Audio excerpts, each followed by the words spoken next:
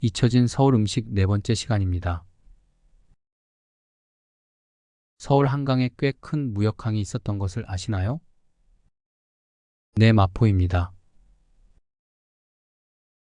38선 그 후 휴전선이 생겨 한강 하류의 선박 통행이 금지되기 전까지 전국의 생필품을 배로 실어와 마포에 짐을 부렸습니다.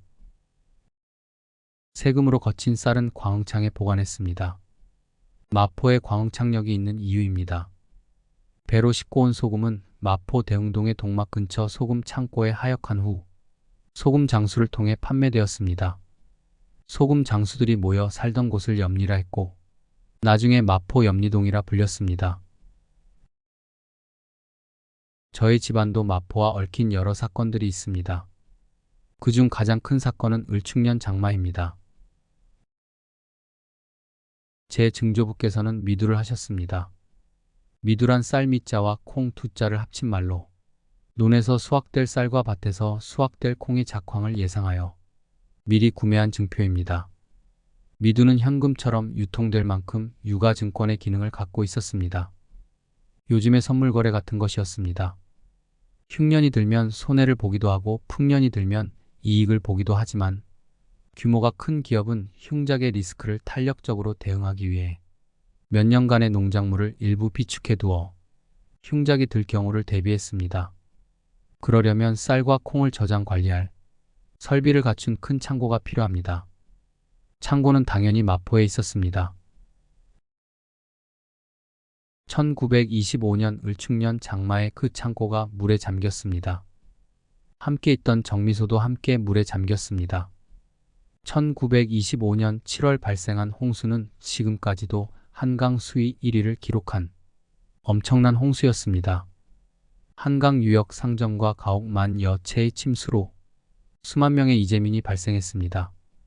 홍수로 집을 잃은 망원동의 유생들이 합정동으로 임시 거처를 옮기는 중 합정동에 거주하는 상민들의 지시를 따르지 않아 불거진 큰 다툼에 대해 들었던 것 같습니다. 지금도 망원동의 필지 규모가 합정동의 필지들보다 꽤 넓은데 거주지 규모가 반상의 재산 규모를 반영한 흔적입니다.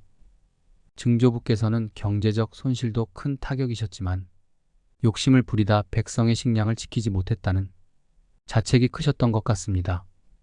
앞으로는 이 집안 사람들은 절대로 음식을 남겨서 버리지 말도록 해라. 적어도 4대 동안 이것을 지켜주면 좋겠다 명하시고 달이 저는 넷째 조부 가족을 데리고 금강산으로 가셨다 들었습니다. 그 후 가훈 1번은 음식을 남겨서 버리지 않는다 였습니다. 도정되지 않은 채로 밥 지을 때 나온 쌀을 뉘라고 부르는데 밥 속에 뉘가 나오면 그 껍질을 벗겨 속살을 드시던 아버지를 보는 게 재미있었습니다.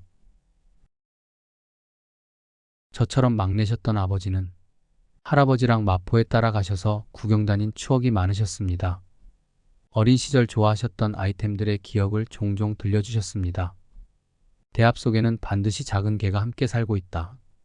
대합 속 작은 개를 모아 된장찌개를 끓여서 숯불로 구운 대합과 함께 먹으면 궁합이 끝내줬다고 하셨습니다.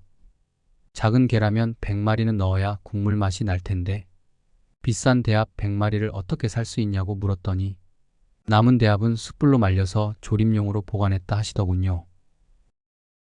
아마도 할아버지가 막내인 아버지를 위해 배려한 플렉스였다 생각합니다.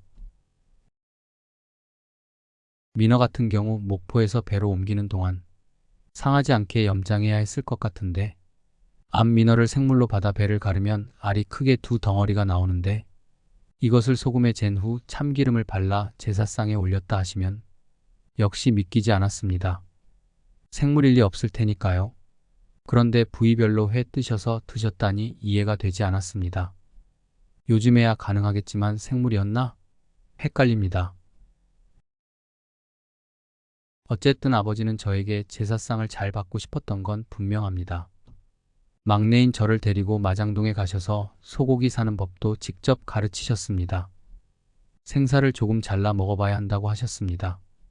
어떤 한 부위가 맛있으면 그 소는 발톱까지 맛있는데 좋은 부위도 맛이 없는 소는 어느 부위도 마찬가지라시며 직접 도축된 소의 생사를 먹이셨습니다. 신기하게도 소의 생살은 먹을 만했습니다. 그 중에서 최고는 격간입니다. 소는 간 한 덩어리가 내장으로 나뉘어 붙어 있습니다. 그 외쪽 상단에 한 근 정도 크기의 조그만 간이 혹처럼 붙어 있는데 이것을 격간이라 부릅니다. 간 중에는 최고 부위여서 횟감으로 많이 먹는데 그런 섭취는 기생충 감염 리스크가 있습니다. 격간 전야로 먹는 것이 좋습니다. 3mm 두께로 점여서 전을 부칩니다. 환절기에 구강염증이 생기는 사람들은 꼭 기억하세요. 격간전 2조각을 드시면 해결됩니다. 꼭 제가 약장사가 된 것 같은데 여성분은 3개월에 한 번씩 드시면 빈혈과 부인병 개선에 좋은 효과를 냅니다. 단골 정육점을 사귀어 두시고 부탁하시면 가끔 구해주실 겁니다. 그 외 성분은 설명을 드리지 않겠습니다. 제가 체험적으로 겪은 것만 말씀드리는 것이 옳다고 생각합니다. 피부의 탄력 개선에도 효과적입니다. 들어주셔서 고맙습니다.